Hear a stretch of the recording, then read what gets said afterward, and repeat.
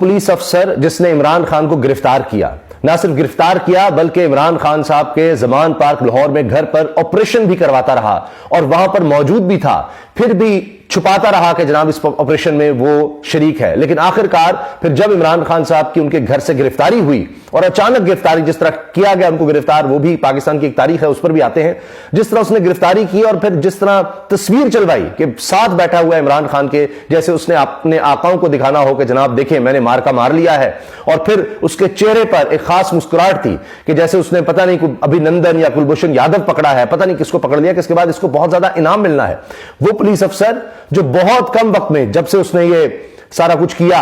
और जिस तरह उसने तहरीक इंसाफ के लोगों की गिरफ्तारियां की, जिस तरह इमरान खान के घर ज़मान पार्क पर ऑपरेशंस करवाए, जिस तरह इमरान खान को गिरफ्तार किया, उसके बाद तो तरक्की पाता पाता एसपी के ओहदे से, आप देखिए चंद ही हफ्तों में एसपी के ओहदे से डीआईजी तक पहुंचा।